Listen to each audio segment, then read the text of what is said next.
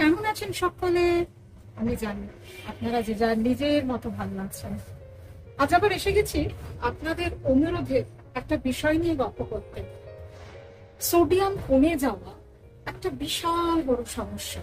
আচ্ছা, আজ থেকে 20-25 বছর আগে সোডিয়াম ডেফিসিয়েন্সির সম্পর্কে আপনারা কেউ কি কিছু জানতেন? হ্যাঁ, চিকিৎসকরা তো জানবেন, বা চিকিৎসকের পরিবারের মানুষজনরা, কিন্তু বাকিরা যারা অচিকিৎসক তারা কি জানতেন? এখন মানুষের সচেতনতা অনেক বেড়ে গেছে, তাই সোডিয়াম সংক্রান্ত যে কটা গল্প আমি আপনাদের সঙ্গে করেছি, প্রচুর প্রচুর প্রশ্ন এসেছে কমেন্ট বক্সে। সেই প্রশ্ন থেকে বেছে নিয়ে কয়েকটার উত্তর আমি আজ আপনাদের সঙ্গে শেয়ার করব। আমি জানি খুব সহজ জিনিস এটা, বা খুব কঠিন। সোডিয়াম কমে গেলে, সোডিয়াম ডেফিসিয়েন্সি এত রকমের সমস্যা হয় যা প্রাণহানিকর পর্যন্ত হতে পারে। আমরা এই যে ভিডিও বানাই সেগুলোর যৌক্তিকতা আছে। বহু সময় দেখেছি বাড়ির প্রবীণ মানুষটি সোডিয়াম ডেফিসিয়েন্সির জন্য এমন এক অবস্থায় নিজে পৌঁছে গেছেন এবং পরিবারের অন্য যারা সদস্য তারাও ব্যতিব্যস্ত হয়ে যাচ্ছেন, শুধুমাত্র না জানার জন্য, না বোঝার জন্য, না সচেতনতা থাকার জন্য। সোডিয়াম কমানোর সব থেকে যেটা বড় সমস্যা হয় সেটা হচ্ছে বিভ্রান্তিমূলক অবস্থা, কনফিউজড কন্ডিশন।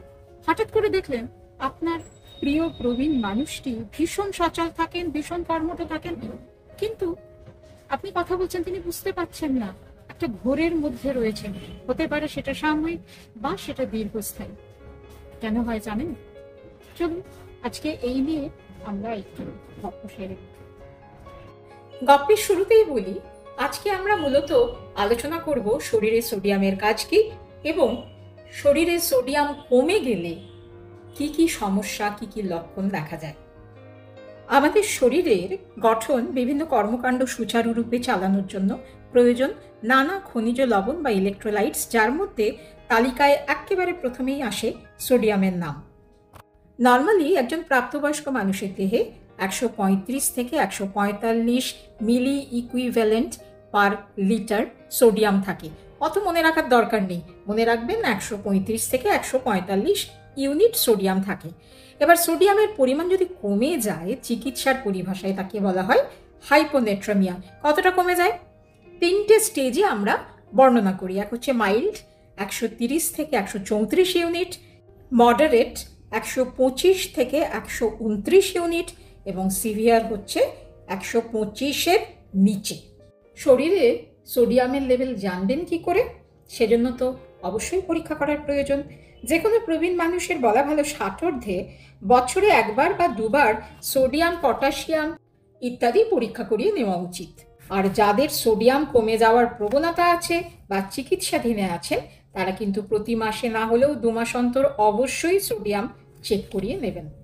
প্রথমেই সংক্ষেপে বলি আমাদের শরীরে সোডিয়ামের কাজ কি। 1. শরীরের ইলেকট্রোলাইটের ভারসাম্য বজায় রাখে, স্বভাবতই শরীরে জলের ভারসাম্যও বজায় থাকে। 2. রক্তচাপ বা ব্লাড প্রেশার নিয়ন্ত্রণে রাখে। 3.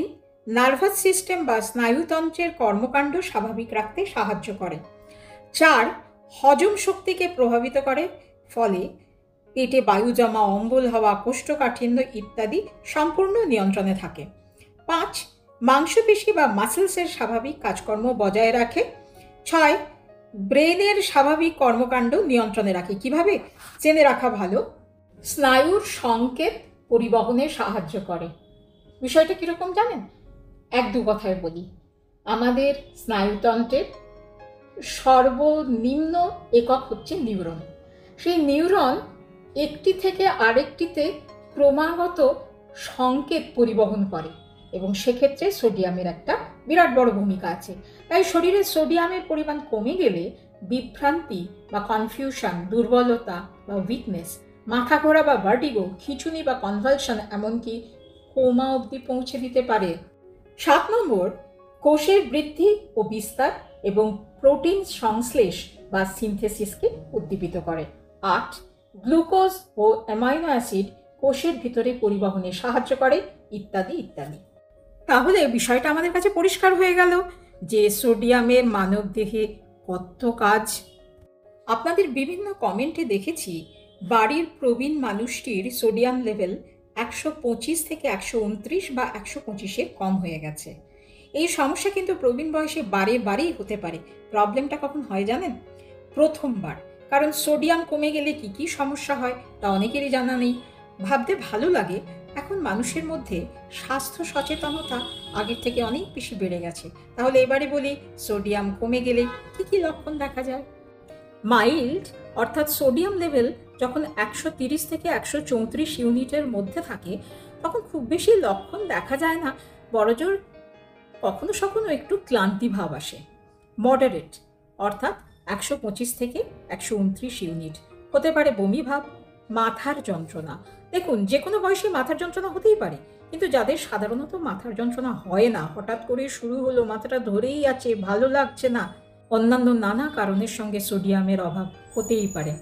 ক্লান্তি ভাব অর্থাৎ ফ্যাটিগনেস, উইকনেস নয় কিন্তু, দুর্বলতা নয় কিন্তু, একটু কাজ করলেই, একটু হাঁটলেই, একটু সিঁড়ি চড়লেই ক্লান্ত লাগে, এক্সস্টেড লাগে, মনে হয় চুপ করে বসে থাকি।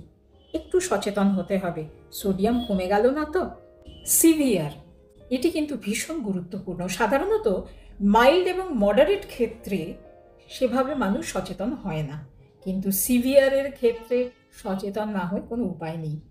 প্রথম হচ্ছে বিভ্রান্তিমূলক অবস্থা, দ্বিতীয় হচ্ছে মাসল ক্র্যাম্প, পেশিতে খিঁচুনি, সারা শরীরের মাসলে কিন্তু খিঁচুনি হতে পারে, শুধুমাত্র কাফ মাসল না, এমনকি পায়ের পাতায়, হাতের আঙুলে, কোমরে, পিঠে, পেটের মাসল, সব ক্ষেত্রেই কিন্তু হতে পারে ক্র্যাম্প, অস্থিরতা, তন্দ্রাচ্ছন্নতা বা অবসন্নতা, ড্রাউজিনেস, এমনকি অজ্ঞান হয়ে যাওয়া, কোমা স্টেজে পর্যন্ত চলে যাওয়া অসম্ভব নয়। আপনি হঠাৎ দেখলেন আপনার বাড়ির প্রবীণ মানুষটি কিংবা আপনি নিজেই কিরকম একটা অবসন্ন ভাব, মনে হচ্ছে চুপচাপ শুয়ে থাকি, উঠতেই পারবো না, মাথাটা কোনো কাজ করছে না, সমস্ত লক্ষণের মধ্যে বিভ্রান্তিমূলক অবস্থা বা কনফিউজড কন্ডিশন খুবই গুরুত্বপূর্ণ। কেন হয় এই কনফিউজড কন্ডিশন? রক্তের সোডিয়ামের মাত্রা কমে গেলে মস্তিষ্কের কোষগুলিতে জল জমে, মস্তিষ্কের স্ফীতি ঘটায়, ফলে মস্তিষ্কের স্বাভাবিক কর্মকাণ্ড ব্যাহত হয়, ডিসফাংশন হয়, যার ফলে মানসিক অবস্থার পরিবর্তন, বিভ্রান্তি, একটা ঘোরের মতো অবস্থা, কাউকে চিনতে না পারা, একেবারে ঝিমিয়ে পড়া, ড্রাউজিনেস, অচেতন অবস্থা, এভাবে থাকলে কিন্তু কোমা, এমনকি যাক, এত কথা বলবো না। তাহলে বোঝা গেল তো সোডিয়াম আমাদের জন্য কতটা গুরুত্বপূর্ণ।